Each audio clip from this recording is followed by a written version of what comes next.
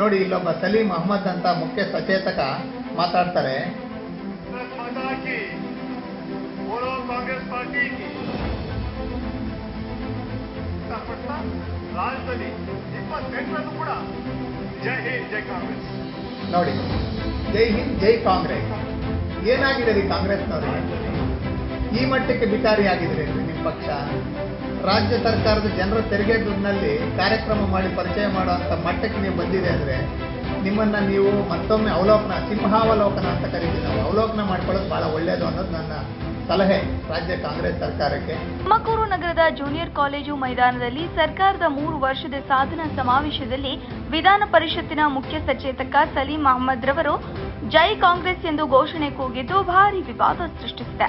ಸರ್ಕಾರದ ಸಾಧನೆ ಬಿಂಬಿಸುವ ಸರ್ಕಾರಿ ಕಾರ್ಯಕ್ರಮದ ವೇದಿಕೆಯಲ್ಲಿ ಕಾಂಗ್ರೆಸ್ ಪಕ್ಷದ ಪ್ರಚಾರಕ್ಕೆ ಬಳಸಿಕೊಂಡಿದ್ದಾರೆ ಎಂದು ಆರೋಪಿಸಿ ಮೊಳಕಾಲ್ಮೂರು ವಿಧಾನಸಭಾ ಕ್ಷೇತ್ರದ ಬಿಜೆಪಿ ಟಿಕೆಟ್ ಆಕಾಂಕ್ಷಿ ಪ್ರಭಾಕರ ತೀವ್ರ ಆಕ್ರೋಶ ವ್ಯಕ್ತಪಡಿಸಿದ್ದಾರೆ. ಇವತ್ತು ತುಮಕೂರು ನಗರದಲ್ಲಿ ರಾಜ್ಯ ಕಾಂಗ್ರೆಸ್ ನೇತೃತ್ವದ ಸರ್ಕಾರ 3 ವರ್ಷ ಪೂರೈಸಿರುವ ಹಿನ್ನೆಲೆಯಲ್ಲಿ ಸಾಧನಾ ಸಮಾವೇಶ ಕಾರ್ಯಕ್ರಮವನ್ನು ಆಯೋಜನೆ ಮಾಡಿತ್ತು.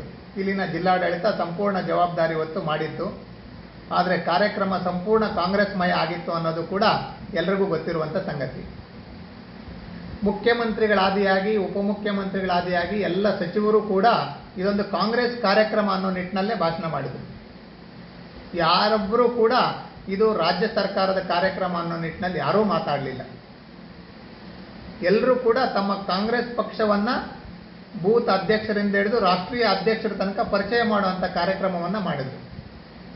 ಇನ್ನು ಮುಂದುವರೆದು ವಿಧಾನ ಪರಿಷತ್ನ ಮುಖ್ಯ ಸಚೇತಕರಾಗಿ ಕೆಲಸ ಮಾಡ್ತಾ ಇರತಕ್ಕಂಥ ಸಲೀಂ ಅಹಮದ್ ಅವರು ಬೋಲೋ ಕಾಂಗ್ರೆಸ್ ಪಾರ್ಟಿ ಕಿ ಜೈ ಅಂತ ಹೇಳ್ತಾರೆ. ಜನರ ತೆರಿಗೆ ಹಣದಲ್ಲಿ ನಡೆಯುವ ಸಾಧನಾ ಸಮಾವೇಶದಲ್ಲಿ ಆಡಳಿತ ಪಕ್ಷದ ಪರ ಘೋಷಣೆ ಕೂಗುವುದು ನೀತಿ ಸಂಹಿತೆಯ ಉಲ್ಲಂಘನೆ.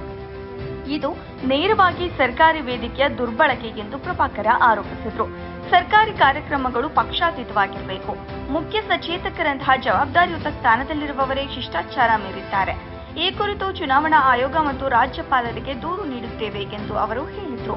ವರದಿ Nandish Nayak P, Pavagada, TV news. Mallikarjun Kharge ಅವ್ರನ್ನ ಪರಿಚಯ ಮಾಡಿಕೊಡ್ತಾರೆ. ರಾಷ್ಟ್ರೀಯ ಅಧ್ಯಕ್ಷರು ಇದೇ ರಾಜ್ಯದವರು ಅಂತ. ರಾಹುಲ್ ಗಾಂಧಿ ಅವ್ರಿಗೂ ಕರ್ನಾಟಕಕ್ಕೆ ಸಂಬಂಧ ಏನ್ರಿ?